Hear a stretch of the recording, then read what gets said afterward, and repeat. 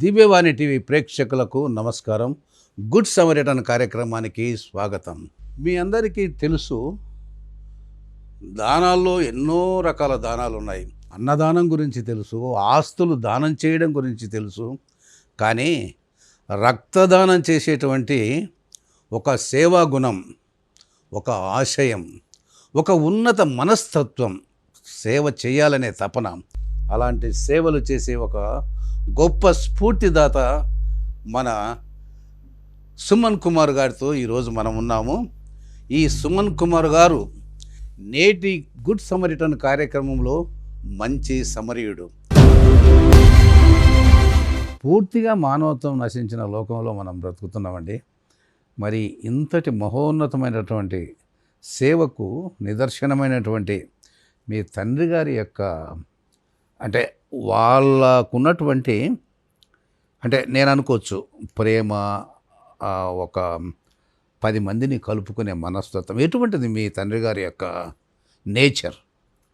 కాస్త తండ్రి గారి గురించి మేము వినాలని ఉన్నామండి. మా నాన్నగారి గురించి చెప్పాలంటే, మా నాన్నగారి వాళ్ళ గ్రాండ్ ఫాదర్స్ వచ్చేసి ప్రకాశం డిస్టిక్ అండి, త్రిపురాంతకం. Okay okay. తర్వాత ఉద్యోగరీత్యా మా వాళ్ళ ఫాదర్ ఇక్కడికి కర్నూలు చేయడము, తర్వాత మా ఫాదర్ కూడా ఇక్కడే పుట్టి పెరగడము, కర్నూలులోనే, అంతా ఇక్కడే జరిగింది. ఆ తర్వాత ఆయన ఎలా అంటే స్టెప్ బై స్టెప్ ఎదుగుతూ వెళ్ళారు. కానిస్టేబుల్ నుంచి ఎస్ఏ వరకు కూడా అలా ఎదుగుతూ వెళ్ళారు.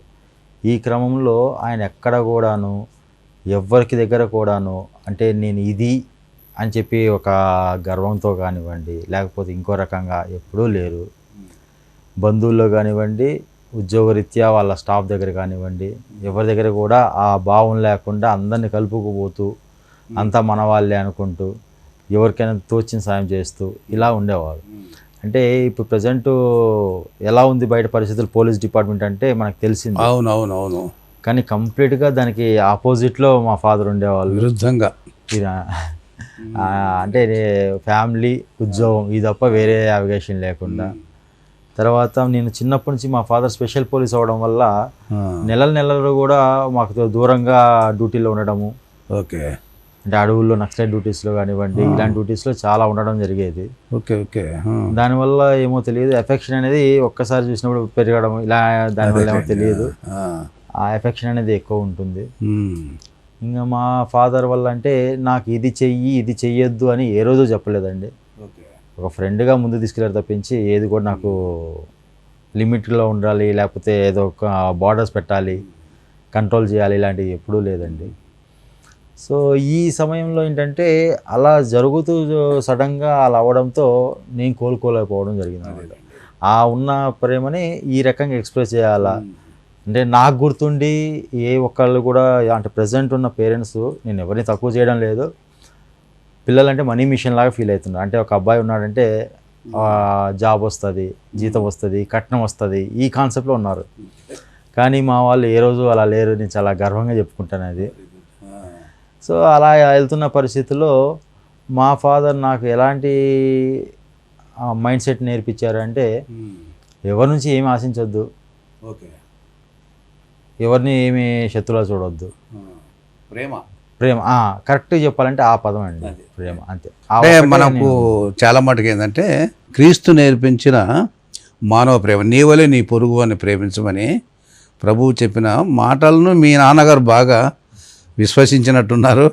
సో ఆయనలో ఉన్న కరుణ, ప్రేమ, ఆప్యాయత, మమకారం ఇవన్నీ మీలో వచ్చినందుకే మీరు ఇంత రక్తదానం సేవకి వెళ్ళారని క్లియర్గా అర్థమవుతుంది. చాలా రియలీ వండర్ఫుల్ సుమన్ కుమార్ గారు. సరే, ఈ రక్తదానం చేస్తున్నప్పుడు ఒకవేళ ఇది ఏమన్నా డబ్బుతో కూడుకుందా? మీరేమన్నా డబ్బు తీసుకుంటారా ఈ రక్తదానము చేసే క్రమంలో? చాలా మంచి ప్రశ్న, చాలా విలువైన ప్రశ్న. ఎందుకంటే ప్రజెంట్ సమాజంలో ఎలా ఉందంటే దాదాపుగా ఈ సర్వీస్లో ఉన్నవాళ్ళు సంపాదించుకోవాలి అనే ఆలోచన ఉన్న వాళ్ళు కూడా ఉన్నారు. కేవలం వాళ్ళకి మాత్రమే చెప్తున్నాను. ఓకే. మనం సర్వీస్ అనేది ఏంటంటే నా నుంచి కానివ్వండి, మన డానియల్ రాజు ఫౌండేషన్ నుంచి కానివ్వండి, ఇంతవరకు ఇన్ని వేల డొనేషన్స్ జరిగినా ఏ ఒక్క పేషెంట్ నుంచి కానీ ఏ ఒక్క నుంచి కూడా ఒక్క రూపాయి కూడా మనము డొనేషన్స్ రూపంలో కానీ ఛార్జ్ చేసింది కానీ ఏదీ లేదు. ఏ ఒక్క పేషెంట్ నుంచి కూడా మనం రూపాయి తీసుకోవాలన్న ఆలోచన మనకి లేదు. వాళ్ళు ఇచ్చినా మనం తీసుకోకుండా రిజెక్ట్ చేసిన కేసులే తప్పించి మనకి వాళ్ళ బ్లెస్సింగ్స్ నేను కోరుకున్నది ఏంటంటే మా నాన్న పేరు తలుచుకోవాలి వాళ్ళు, అంతే. Very good. అదొక్కటే. డబ్బులు సంపాదించుకోండి ఈరోజు చాలా మార్గాలు ఉన్నాయండి, దీని బతకాల్సిన అవసరం అయితే లేదు. నేను ఈరోజు చాలా గర్వంగా చెప్పుకోగలను, మనకంటూ ఒక గుడ్ విల్ ఉందంటే కారణం ఒకటే, ఏ ఒక్క నుంచి కూడా మనం డబ్బులు కానీ ఏది రూపంలో కూడా నా సొంత ప్రయోజనాల కోసం కూడా ఏది కూడా ఆశించలేదు, తీసుకోలేదు, తీసుకోము కూడా. Very good. కేవలం మా నాన్న తలుచుకుంటే చాలా ఆ రోజు, అంతే, ఇంకేం అవసరం లేదు. అది నిజంగా చాలా గొప్ప విషయం అండి. సరే, ఈ బ్లడ్ డొనేషన్ చేస్తే ఏమవుతుంది, ఎటువంటి వారు ఇవ్వచ్చు, ఎటువంటి వారు ఇవ్వకూడదు, తర్వాత ఈ బ్లడ్ నేను ఒకటే చెప్తానండి, ఏమో నా చిన్నప్పుడు నాకు ఇంతవరకు నా బ్లడ్ గ్రూప్ ఏంటో కూడా నాకు తెలియదు. నేను బ్లడ్ డొనేషన్ గురించి కూడా పెద్దగా నాకు తెలియదు. ఎందుకంటే మేము క్రైస్తవ సంస్థల్లో పనిచేస్తూ బోర్డింగ్ స్కూళ్ళల్లో పెరిగిన వాళ్ళం కాబట్టి పెద్దగా అవగాహన లేదు. ఇందులో ఉన్నటువంటి అంటే ఈ రక్తంలో కానీ అంటే దీనికి సంబంధించిన విషయాలు మా దివ్యవాణి టీవీ ప్రేక్షకుల అవగాహన కోసం కాస్త వివరిస్తారా? తప్పకుండా అండి. ఫస్ట్ ఆఫ్ ఆల్ మీరు ఒక అద్భుతమైన అవకాశాన్ని కోల్పోయారు. ఏంటి అంటే మీరు ముందుగానే దీని గురించి తెలుసుకొని ఉంటే మీ లైఫ్ స్పాన్లో కనీసం ఒక 50 మందినైనా కాపాడగలిగే అవకాశం దొరికేది మీకు. అది మీరు మిస్ అయ్యారు. సరే, ఇప్పుడు మీకు దాని గురించి సంబంధించిన పూర్తి వివరాలు నాకున్న జ్ఞానంతో మన దివ్యవాణి ప్రేక్షకుల కోసము సామాన్య ప్రజలకి నేను చెప్తానండి. ఓకే. మనకి రక్తము అనేది డొనేట్ చేయడానికి చాలా మంది ముందుకు రారు ఫస్ట్. Okay okay. ఎందుకంటే నాకు రక్తం ఇస్తే నాకు ఏమైనా అవుతుందేమో అన్న చిన్న ఒక భయంతో ఎవరు ముందుకు రారు. అవును. అలా ముందుకు రాలేకపోవడం వల్ల చాలా మంది అక్కడ ఆగిపోతున్నారు. ఇవ్వగలిగిన అర్హత ఉండి అన్నీ బాగుండి ఇవ్వలేని వాళ్ళు కూడా అక్కడితో ఆగిపోతున్నారు. దీనివల్ల చాలా మంది ప్రాణాలు తెలియకుండానే మనం పోగొడుతున్నాం. దీనికి ముఖ్యంగా చెప్తానండి, చాలా రకాల అవగాహన లేకపోవడం వల్ల అపోహలు ఎలాంటివి ఉన్నాయంటే నేను రక్తం ఇవ్వకూడదు అనేది కదా. దీనికి నేను ఎలా చెప్పాలనుకుంటున్నా అంటే, మీరు ఎవరు రక్తం ఇవ్వచ్చు, ఎవరు ఇవ్వకూడదు, ఫస్ట్ పాయింట్ ఇది మనం తీసుకున్నాం. 18 సంవత్సరాలు నిండిన ఏ వ్యక్తి అయినా సరే 60 సంవత్సరాల లోపల ఎవరైనా సరే రక్తం డొనేట్ చేయొచ్చు. వీరికి మినిమం 12.5 12.5 హిమోగ్లోబిన్ ఉండి వాళ్ళకి ఎటువంటి కాంప్లికేషన్స్ అంటే ఎటువంటి ప్రాబ్లమ్స్ లేకుండా ఉండి ఆరోగ్య సమస్యలు లేకుండా ఉండి 12.5 హెచ్పి ఉండి 45 కిలోలు 50 కిలోలు ఉంటే ఖచ్చితంగా ప్రతి ఒక్కరు దీనికి అర్హులే. ప్రతి ఒక్కరు డొనేట్ చేయాల్సిందే.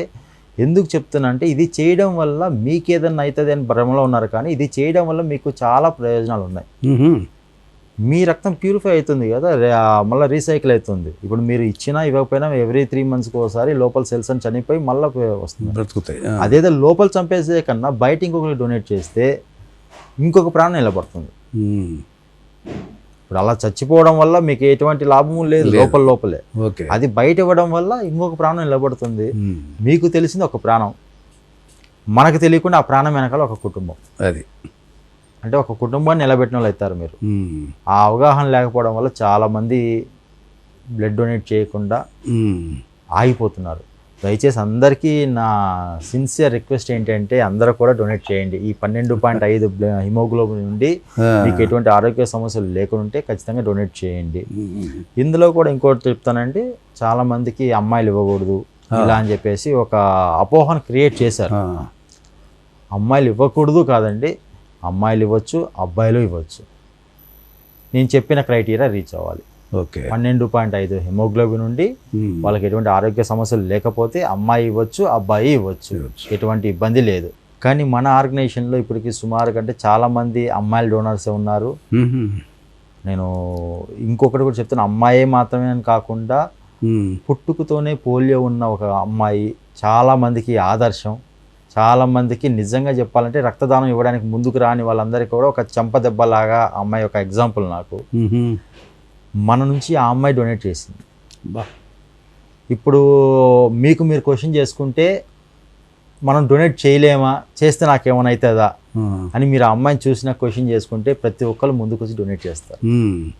నేను అందరికీ ఈ దివ్యవాణి ఛానల్ తరపున అలా ఆ అమ్మాయికి అలాగే నా ఆర్గనైజేషన్లో నాకు సంబంధించి తెలిసిన డోనర్స్ ఎవరైతే అమ్మాయిలు ఉన్నారో అందరికీ కూడా చేతెత్తి నమస్కరిస్తున్నాను అండి. ఎందుకంటే వాళ్ళు ఎంతోమందికి ఆదర్శం. Really wonderful. అబ్బాయిలు అన్నీ బాగుంటే ముందుకు రావట్లేదు, అదే కదా, అలాంటిది అమ్మాయిలు అయ్యి ముందుకు వచ్చి చేస్తూ ఉన్నారు. చాలా సంతోషం, రియలీ ఇన్స్పిరేషన్. అవునండి, వాళ్ళ ఆదర్శానికి మన యొక్క అభినందనలు.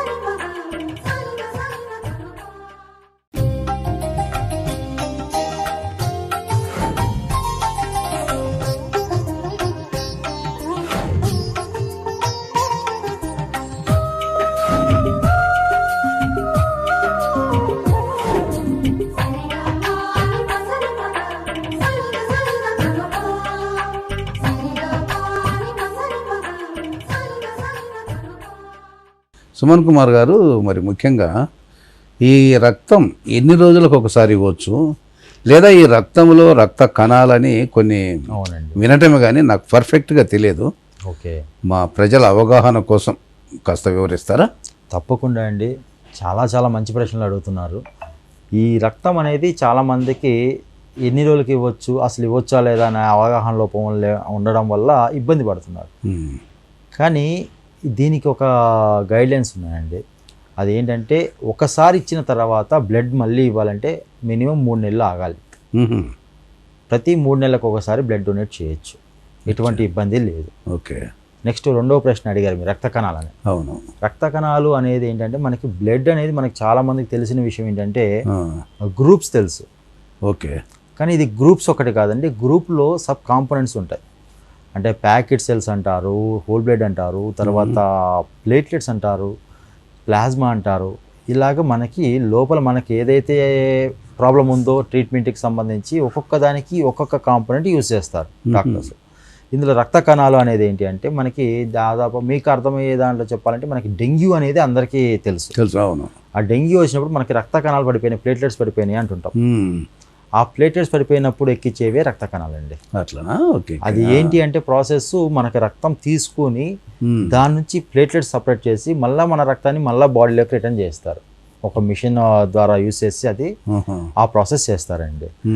ఈ బ్లడ్ ఏదైతే ఉందన్నో 3 monthsకి ఒకసారి డొనేట్ చేయొచ్చు అని చెప్పాను కదా మీకు. అలాగే ఈ రక్త కణాలు 15 రోజులకు ఒకసారి డొనేట్ చేయొచ్చు. ఒక మనిషి అనే వ్యక్తి రక్తం అయితే కనుక ఈ రోజు ఇస్తే మళ్ళీ 3 నెలల వరకు ఇవ్వడానికి లేదు, మళ్ళీ 3 నెలల తర్వాత ఇవ్వచ్చు. రక్త కణాలు ప్రతి 15 రోజులకు ఒకసారి ఇవ్వచ్చు. ఓకే, సపరేట్ రక్త కణాలు అనేటివి కూడా డొనేట్ ఉందండి. ఇప్పుడు ఆ రక్త కణాలు అనేటివి మనకి రోజు మనం తినే ఫుడ్లోను వాటి ద్వారా మనకి ప్లేట్లెట్స్ పెరుగుతాయి మనకి బాడీలో. కాబట్టి మనకి ప్రతి 15 రోజులకు ఒకసారి కూడా మనం రక్త కణాలు డొనేట్ చేయొచ్చు. ఈ రకంగా రక్త కణాలు డొనేట్ చేయాలంటే దానికి మినిమం 60 kg బరువు ఉండాలి. తర్వాత వాళ్ళకి అది ఇవ్వడానికి కొంచెం టైం స్పెండ్ చేయగలగాలి. ఇవన్నీ కూడా చేయగలిగితే వాళ్ళ లక్షణంగా ఇవ్వచ్చు. వాళ్ళ జీవితంలో ఎక్కువ మంది ప్రాణాలు కాపాడే అవకాశం వాళ్ళకి దొరుకుతుంది. అందరికీ నమస్కారం. నా పేరు మాధురి, నా భర్త పేరు ఓబ్లేష్. మాది కర్నూలు అండి, బుధవారపేటలో ఉంటాము. 2018 జూలై 18th డేట్ రోజు నాకు పెయిన్స్ వచ్చాయి. డెలివరీ డేట్ వచ్చేసి జూలై 19. పెయిన్స్ వచ్చాయి. బ్లడ్ కోసం అని చెప్పేసి బ్లడ్ చాలా తక్కువ ఉంది, 8 ఉందని చెప్పేసి చెప్పారు డాక్టర్స్. ఆ రోజు చాలామందిని అడిగాము. మా హస్బెండ్ చాలా మెంబర్స్ని రిక్వెస్ట్ చేసి అడిగారు. ఇంకా అమ్మ వాళ్ళు చేసే హాస్టల్లో కానీ లేకపోతే మా హస్బెండ్ చేసే వర్క్ దగ్గర కానీ చాలా మెంబర్స్ని అడిగారు బ్లడ్ కోసము. నాది వచ్చేసి A+ type 2 అండి. అది చాలా లక్షల్లో ఒకరికి ఉంటుంది అని చెప్పేసి డాక్టర్స్ కూడా చెప్పారు. సో ఆ బ్లడ్ కోసం చాలాసేపు వెతికాము, ఇంకా దొరకలేదు. నైట్ అంతా అట్లే 12 వరకు అట్లే వెతుకుతున్నారు. ఇంకా 12కి ఒకసారేమో కాల్ వచ్చింది సుమన్ అన్న దగ్గర నుంచి, ఇట్లా మా ఫౌండేషన్లో ట్రై చేస్తాము అని చెప్పేసి. దానిలు రాజు బ్లడ్ ఫౌండేషన్ అని చెప్పేసి. అక్కడ ఒకసారి కాల్ వచ్చిన తర్వాత కూడా ఒకరు వచ్చారు, వేరే వాళ్ళు, అంటే ఫౌండేషన్ నుంచి కాదు, వేరే వాళ్ళు వచ్చారు. ఆ బ్లడ్ తీసుకుంటే ఏ పాజిటివ్ అని చెప్పారనమాట. దాన్ని టెస్ట్ చేసి చూస్తే అది టైప్ 2 కావాలి, ఇది మ్యాచ్ అవ్వదు, మళ్ళీ రియాక్షన్ వస్తే మాకు సంబంధం లేదని చెప్పారు డాక్టర్స్. బ్లడ్ ఉంటేనే మేము డెలివరీ చేస్తాం అన్నట్టు గవర్నమెంట్ హాస్పిటల్లో చాలాసేపు అదే బ్లడ్ గ్రూపే కావాలి, వేరే ఉంటే కూడా ఇన్ఫెక్షన్ రావచ్చు, ఏమైనా రియాక్షన్స్ వస్తే ఎలర్జీస్ వస్తే కష్టం అని చెప్తే ఓకే అని చెప్పేసి మళ్ళీ సుమన్ అన్నకే కాల్ చేస్తే ఓకే ట్రై చేద్దామని చెప్పేసి సెర్చ్ చేస్తూ ఉంటే 2 గంటల ఒక బెంగళూరు నుంచి వచ్చారు ఒక బ్రదర్. మార్నింగ్ ఎగ్జామ్స్ పెట్టుకొని కూడా వచ్చారు. తనది ఏ పాజిటివ్ టైప్ 2. సో దేవుళ్ళ వచ్చాననిపించింది నాకైతే, ఎందుకంటే ఆ పెయిన్స్లో మళ్ళీ బ్లడ్ దొరకట్లేదు, ప్లస్ డెలివరీ చేయము అంటుంటే అసలు నాకైతే ఇంకా బతుకుతానా అన్నట్టుగా అదొక హోప్లెస్ అనిపించింది. దేవుళ్ళ అనిపించారు ఆ టైంలో నాకు ఆ brother. So thank you so much brother, me foundation నుంచి మంచి సర్వీస్ ఇంకా అందరికీ ఇలాంటి రేర్ బ్లడ్ గ్రూప్స్ దొరికి వాళ్ళకి మంచి లైఫ్ ఇవ్వాలని చెప్పేసి కోరుకుంటున్నాను. చాలా సంతోషం సుమన్ కుమార్ గారు. ఇక్కడ నేను ఒకటి ప్రశ్న ఏంటంటే, మీ ఆర్గనైజేషన్లో అంటే ఇన్ని సేవాభావాలు ఇప్పటికీ ఇంత చేస్తున్నారంటే, మరి కరోనా మహమ్మారి బారిన పడిన సమయంలో మనుషులనే కుటుంబాలను దూరం చేసినటువంటి ఒక బ్యాడ్ టైం. అలాంటి సమయంలో ఈ రక్తదానం చేయడానికి, లేదా ఆ సమయంలో మీ విలువైన సేవ ఎలా మీరు ఎదుర్కొన్నారు ఆ పరిస్థితులను? కరోనా అనేది ప్రతి ఒక్కరి జీవితంలో కూడా ఒక లెసన్. అది ఒకవేళ కొంతమందికి చెడు జరిగింది అంటారు, కానీ నేను మంచి జరిగిందని కూడా చెప్తాను నేను. అట్లానా? అంటే మానవ విలువలు తెలుసుకునేది అప్పుడే. ఎవరికి వాళ్ళకి మెకానికల్ లైఫ్లో ఉన్న లైఫ్లో ఓకే ఒక మనిషి పక్కనే ఉండి ఒక ఇంట్లోనే మనుషులతో వాళ్ళతో మాట్లాడుకుంటూ టైం స్పెండ్ చేసే అవకాశం కూడా దొరికింది అది. అలాగే చాలామంది ప్రాణాలు కోల్పోవడము, చాలా పరిస్థితులు ఎదుర్కొన్నారు. అలాంటి సమయంలో మన ఆర్గనైజేషన్ తరపున మనం చేసింది ఏంటి అంటే, చాలామందికి హాస్పిటల్స్లో మనకి అడ్మిషన్ అవ్వాలంటే ఓకే బెడ్లు లేని పరిస్థితి. ఒకవేళ మనకి ఏదైనా స్కీమ్స్ ఉండి గవర్నమెంట్ స్కీమ్స్ ఉన్నా కూడా ఈ డబ్బులు ఎప్పటికి వస్తాయో, కాబట్టి ఇమ్మీడియట్గా డబ్బులు కడితే జాయిన్ చేయించుకుంటా అని బెడ్లు లేవని చెప్పి పేషెంట్లు వెనక్కి పంపించేసిన పరిస్థితులు, నిజంగానే బెడ్లు లేకుండా ఫుల్ అయిపోయిన పరిస్థితులు కూడా ఉన్నాయి. అలాగే రెమిడేసివిర్ ఇంజెక్షన్లు అని చెప్పేసి, తర్వాత ఒకరికి కోవిడ్ వస్తే వాళ్ళ ఇళ్ళకి కూడా వెళ్ళకుండా, అంటే బంధువులు కావచ్చు లేకపోతే తెలిసిన వాళ్ళు కావచ్చు, వాళ్ళ దరిదాపుల్లో కూడా వెళ్ళకుండా వాళ్ళు ఇబ్బందులు పడుతుంటే కూడా తెలిసి కూడా కామున్న పరిస్థితులు, ఇలాంటి పరిస్థితులు చాలా చూసామండి. ఇలాంటి సమయాల్లో మన ఆర్గనైజేషన్ తరఫున మనం చేసింది జనాలకి ఎందుకు తెలియాలి అనుకుంటున్నానంటే, కొంచెమన్నా ఆలోచిస్తారు, రేపొద్దు మనం కూడా ఇలా చేయొచ్చు అన్న ఆలోచించి చెప్తున్నానండి, గొప్ప అని కాదు. సుమారుగా అంటే మనము ప్లాస్మా ఉంటే పేషెంట్ బయటపడే పరిస్థితులు ఉన్నాయి కరోనాలో. అలాంటి సమయంలో ఒక 20-30 ప్లాస్మాలు మన ఆర్గనైజేషన్ నుంచి అరేంజ్ చేయడం జరిగింది ఒక 20-30 మంది పేషెంట్లకి కరోనా టైంలో. తర్వాత రెమిడేసివిర్ ఇంజెక్షన్స్ మనం కొన్ని వేరే వాళ్ళ ద్వారా అరేంజ్ చేయడం జరిగింది. అలాగే కొంతమంది హాస్పిటల్లో అడ్మిషన్ లేక ఉన్న వాళ్ళకి బెడ్లు ఇప్పించడం జరిగింది. అలాగే బెడ్లు ఇప్పించిన ఒక్కొక్కరు అడ్మిట్ అయితే మినిమం 5-10 లక్షలు అయిన పరిస్థితుల్లో తక్కువ ఛార్జెస్లోనే, నామినల్ ఛార్జెస్లో వాళ్ళు అడ్మిషన్ అయ్యి మళ్ళీ బయటికి హ్యాపీగా సేఫ్గా హెల్తీగా బయటకు వచ్చేలాగా మనం డాక్టర్లతో మాట్లాడడము, హాస్పిటల్స్తో మాట్లాడడము, ఇవన్నీ చేసి వాళ్ళు మళ్ళీ బయటకు వచ్చి ఇప్పుడు ప్రజెంట్ హెల్తీ లైఫ్ లీడ్ చేయడానికి మన ఆర్గనైజేషన్ ఉపయోగపడింది. తర్వాత ఇప్పుడు ప్రజెంట్ ఫుడ్ లేకుండా కరోనా టైంలో వాళ్ళు ఎవరైతే ఉన్నారో వాళ్ళకి మనమే ఇంట్లోనే ఫుడ్ తయారు చేసి వాళ్ళ ఇంటి ముందుకు తీసుకెళ్ళి పెట్టడం జరిగింది. ఇవన్నీ ఏంటంటే చిన్న నేను గొప్ప అనుకోవట్లేదంటే, ఒక మనిషిగా మనం చేయాల్సిన పనులు ఇవి మనం మనిషి అని గుర్తుంటే ఖచ్చితంగా ప్రతి ఒక్కరు చేస్తారు. కొన్నిసార్లు ఆ పరిస్థితి తన దాకా వస్తే కూడా తెలియదు అంటారు. అవునండి. ఒక్కసారి అతను ఎదుర్కొన్నప్పుడు పడే బాధ, వేదన, ఏంటి ఇప్పుడు నా పరిస్థితి అనుకుంటాను చూడండి, ఆ సమయంలో మీలాంటి వాళ్ళ ద్వారా ఒకవేళ దేవుడు అద్భుత రీతిగా ఆ సమయానికి బ్లడ్ను మీరు ఇచ్చి ఆ ప్రాణం కాపాడినప్పుడు వాళ్ళల్లో కలిగే సంతోషంలో మీకు మీ తండ్రి గారు గుర్తొస్తారు. ఖచ్చితంగా అండి. ఇప్పుడు మనం చేసే పని వల్లే ఇప్పుడు నేను కరోనాలో అన్నీ చేసినా నాకు కానివ్వండి, నా ఇంట్లో కానివ్వండి, ఏ ఒక్కరికి కూడా కరోనా అనేది రాలేదు. దేవుని కృప. అది మనం అనుకోవాలి, మనం మంచి చేసినప్పుడు రిటర్న్ వస్తుంది అంటే ఇదే అనమాట. సరే సుమన్ కుమార్ గారు, ఇప్పుడు నేను ఒక ప్రశ్న ఏంటంటే, రక్తదానం అనేది మీ మొదటి ప్రిఫరెన్స్. తండ్రి గారి పేరు, మీరు రక్తదానం చేసే ప్రతి వ్యక్తి హృదయంలో మీ నాన్నగారి పేరు ఉండాలి, డానియల్ రాజు ఫౌండేషన్ అనేది. ఈ రక్తదానం మినహా ఇంకా ఎటువంటి విలువైనటువంటి సేవా దృక్పథంతో మీరు మీ జీవితాన్ని, ఒకవేళ ఇప్పుడు మనం అనుకుంటాం కదా యాజ్ ఏ గుడ్ సమరిటన్, మనం బైబిల్లో మనకు తెలిసిన స్టోరీ, అది అతన్ని కొట్టిపడేసి వెళ్ళిపోతే గుడ్ సమరిటన్ను, ఎంతోమంది ఆ దారిన వెళ్తూ కూడా పట్టించుకోలేదు. చివరకు ఒక గుడ్ సమరిటన్ అతనే వెళ్ళి తన భుజాన మీద వేసుకొని ఆసుపత్రికి వెళ్ళి కట్లు కట్టించి బాగు చేశాడు. అలాంటి గుడ్ సమరిటన్, మంచి సమరిని రూపంలో ఉన్న మీరు ఇంకా ఎటువంటి సేవలు సమాజానికి, 10 మందికి, కొందరి జీవితాల్లో వెలుగు నింపే క్రమంలో మీరేం చేస్తుంటారు? ఇంకా అది కాస్త వివరిస్తారా? నేను రక్తదానం అనేది ఫస్ట్ నా మైండ్లో రావడానికి కారణం ఒక ప్రాణం నిలబడుతుందేనండి. అది మాత్రమే కాదు, ఇంకా కొన్ని అవసరాలు ఉన్నాయి. ఆ అవసరాలు కూడా మనం తీర్చగలిగే లిమిట్స్లో ఉన్నాయి అని తెలుసుకున్నప్పుడు వాటి మీద కూడా నేను ఫోకస్ చేయడం జరిగింది. వాటిని కూడా మనం చేయగలము అని చెప్పేసి ముందుకు వెళ్ళడం జరిగింది. అవి అందులో కొన్ని ఏంటి అంటే అన్నదానాలండి. ఇప్పుడు కరోనా టైంలో సుమారుగా అంటే ఒక 10-20 దాకా మనం అన్నదానాలు చేస్తున్నాం. ఓకే. ఆ టైంలో వాళ్ళకి అన్నం అవసరం. అది మనం చేయలేని పరిస్థితుల్లో కొంతమందికి ఇచ్చి ఆ ఏరియాలో చేస్తున్న వాళ్ళతో కూడా చేయించడం జరిగింది. కొన్ని గుంతకల్లు, అనంతపూర్లో ఇలా కూడా చేయించడం జరిగింది మనము. తర్వాత అనాథాశ్రమం ఉంది ఇక్కడ, మన కీర్తన అనాథాశ్రమం అని చెప్పేసి ఉంటుంది మన కర్నూలులో. తర్వాత వచ్చి అబ్రహం గారు అని చెప్పేసి మనకి కర్నూలులో ఉన్నారు, ఆయనది ఒక ఓల్డేజ్ హోమ్ ఉంది.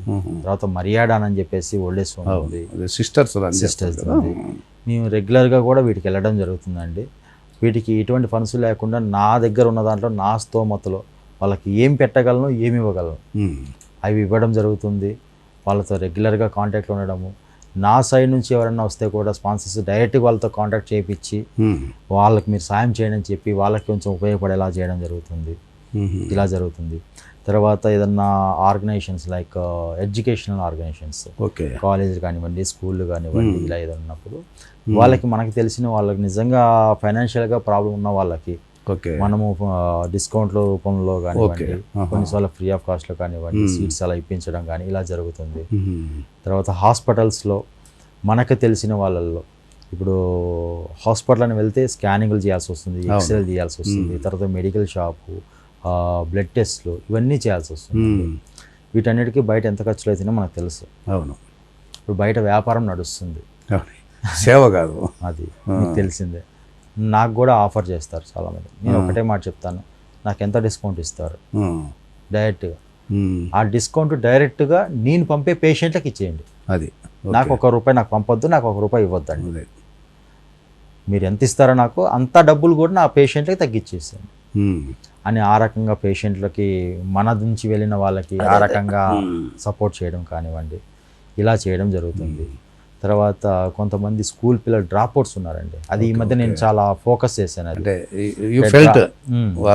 ఇప్పుడు మా వాచ్మెన్ పిల్లలే ఉన్నారండి, కరోనా టైంలో స్కూల్ లేకపోవడం వల్ల అది అలవాటు అయిపోయి స్కూల్ మానేస్తారు వాళ్ళు. ఓకే.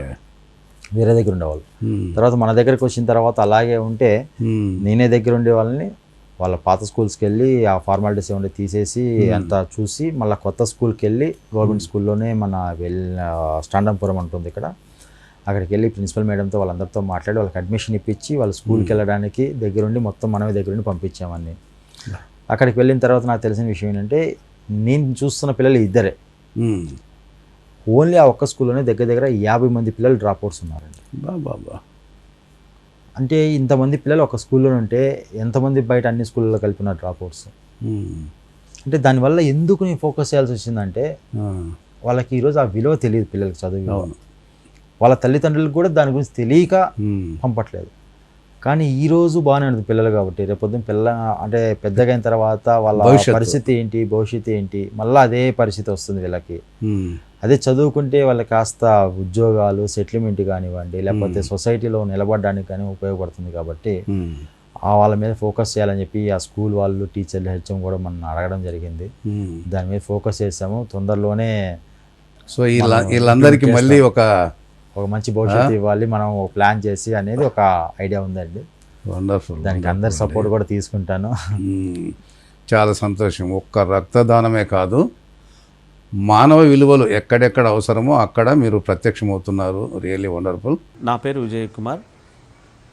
నేను ఇక్కడ కర్నూలు నగరంలో కీర్తన అనాథ శరణాలయం నిర్వాహకుడిని. గత 15 సంవత్సరాల నుంచి చిన్నారులు తల్లిదండ్రులు కోల్పోయినటువంటి వాళ్ళు, ఎయిడ్స్తో తల్లిదండ్రులు కోల్పోయినటువంటి వాళ్ళు, రోడ్లపైన దిక్కులేక ఉండేటువంటి వాళ్ళకు నేను ఇక్కడ ఆశ్రమం కల్పిస్తున్నాను, నేను నా భార్య. ఇక్కడ ఈరోజు ముఖ్యంగా విషయం చెప్పాల్సిన విషయం ఏమంటే, మా కీర్తన అనాథ శరణాలయానికి one of the pillar Daniel Raj foundation తరపున బ్రదర్ సుమన్ గారు మాకు అనాథ శరణాలయంకు ఎన్నో కార్యక్రమాలు చేశారు. ఆయన దాదాపుగా 12 సంవత్సరాల నుంచి మా అనాథ శరణాలయానికి ఎన్నో రకాలుగా సేవలు అందిస్తున్నారు. ఆయన చేసేటువంటి డానియల్ రాజ్ బ్లడ్ ఫౌండేషన్ ద్వారా ఎంతోమందికి రక్తదానాలు అందిస్తూ ప్రాణాలు నిలబెడుతున్నారు. ఎందుకంటే ఆ సుమన్ బ్రదర్ గురించి చెప్పాలంటే నాకు మాటలు రావటం లేదు. ఎందుకు అంటే ఏదో చేసుకుంటూ పోతున్నాడు, తను పని ఏదో చేసుకుంటున్నాడు అనుకుంటారు. కానీ ఆ బ్రదర్ చేసేటువంటి సేవ ఎలాంటిదంటే, ఒక కుటుంబంలో ఒక పెద్ద కోల్పోతే ఆ ఫ్యామిలీస్ ఎంత సఫర్ అవుతాయి, వాళ్ళ పిల్లలు కానీ, భార్య కానీ, తల్లిదండ్రులు కానీ. అలాంటిది ఎంతోమందికి యాక్సిడెంట్లు కానీ, హార్ట్ ప్రాబ్లం వచ్చినప్పుడు ఆపరేషన్లు, అటువంటి ఎన్నో దాంట్లకు బ్లడ్ 24 గంటలు సర్వీస్ చేస్తుంటాడు. ఒక వారం లేదు, ఒక నెల లేదు, 360 రోజులు 65 రోజులు శ్రమ పడుతూనే ఉంటాడు. ఎవరు ఆపదలో ఉన్నారు, రక్తం కావాలి అంటే వాళ్ళకు వెంటనే తను ఇక్కడ లేకపోయినా కూడా, ఆయన ఒక గవర్నమెంట్ జాబ్ చేస్తున్నాడు అయినప్పటికీ కూడా, ఆయన వృత్తిరీత్యా పని చేస్తున్నా కూడా, అది ఎవరి ద్వారానో ఒకరి ద్వారానో ఆయన నిత్య సేవ, ఒకరి ప్రాణాలు కాపాడాలి, ఒకరిని బ్రతికించాలి, ఒకరికి లైఫ్ ఇవ్వాలని. అంటే దాదాపుగా అది ఆ వయసులో నుంచి, చిన్న వయసులో నుంచే తనకు అది ఆ అలవాటు వచ్చింది. అది తాను లేకపోతే ఈరోజు నాకు తెలిసి ఎన్నో వందల మంది చనిపోయేవాళ్ళు. అటువంటిది సమయానికి వాళ్ళకు బ్లడ్ డొనేషన్ సరైన సమయంలో వాళ్ళకి అందించి ఎంతో మంచి సేవ చేస్తున్నాడు. అదేవిధంగా చెప్పాలంటే మా అనాథ శరణాలయం కూడా చాలా రకాలుగా సేవలు అందించాడు.